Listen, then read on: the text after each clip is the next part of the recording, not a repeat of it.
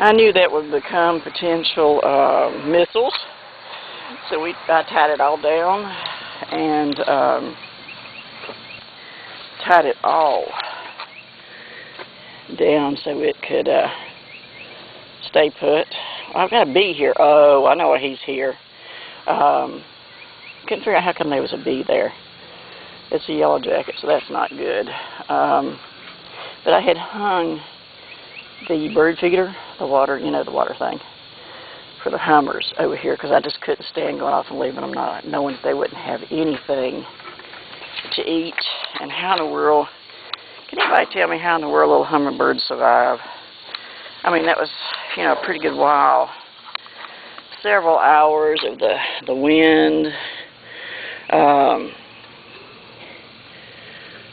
the wind blowing with the heavy rain. They couldn't have flown, they couldn't have done anything. They just had to hunker down in, I guess, in their little houses and hope the limb didn't break they were at, I guess. But I don't know, I must have tied up really good. I didn't want it going anywhere, so I did. I tried to tie it down pretty good. This is some moss-like stuff that grows here, which is really weird looking. I can see it better that way.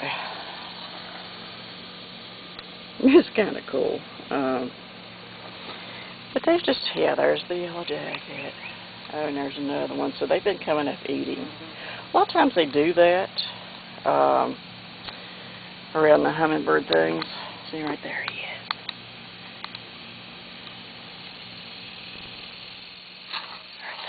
Right there.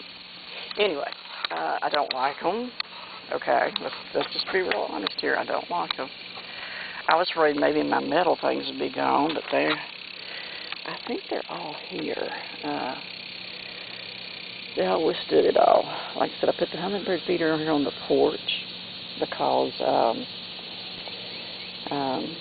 I wanted to leave them some for a few days, you know, before the storm got here.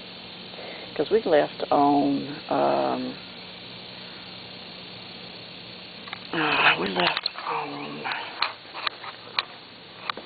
Monday. No. We left Saturday. Saturday's when we left. And we left Saturday. So it was a couple of days. The storm was supposed to hit on Monday, so it was a couple of days before the storm. So I wanted to make sure that they had something to eat. And,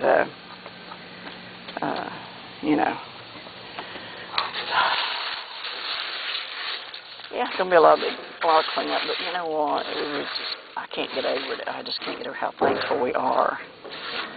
Landlord come by this morning and wanted to know if the air was working and everything, and I said, everything's beautiful. I said, everything's lovely. I don't know if you can even see me or not.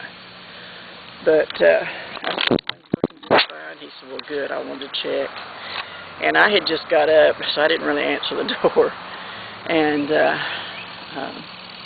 he didn't know I was here, so he had opened the door and come on in and hollered. He said, anybody here? So anyway, yeah, I told him, I said everything's working great. Trying to get it where the sun's not blocking the mirror, the mirror. Let's see if I can set this down for a little bit. There we go. Maybe that'll work. I had some more coffee. Ain't no way to get. I need more coffee.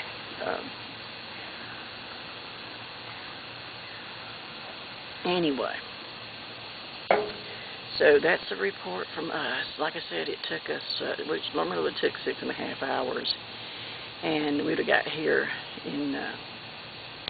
like in 10.5 hours. Everything was fine until we got to South Carolina, where the lanes go into 2 lanes on the bypass, and there's not even not really any emergency sides either. So everybody was just piled up, and like I said, you would creep along a little bit, and then you'd have a little spurt, and then creeping, and that went on for hours and hours.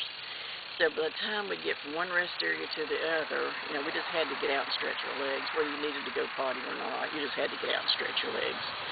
It was just so bad. But anyway, gracious, it's getting warm. Oh, can you imagine having to be without air conditioning as hot as it is? I was going to try to get over there, but I can't. Butterfly went by. He survived. Makes you wonder how, huh? With all them strong winds. But it was supposed to have been really bad up here, where we were at. It's supposed to have been really bad. And I can assure you it must have been, with all the limbs and stuff down. But I'm just so thankful that everything's, that we're safe. You know, we're safe up there at my daughter's. We went up to my daughter's in North Carolina. She was begging us. She said, if you don't come up there, I'm going to come down and get y'all. My son and I. And I said, hang on. I said, we'll get there, but we don't want to go so early that you're caught in traffic. And we did perfect. We didn't leave until Saturday evening, and we drove during the night and got there about 11:30, I think it was.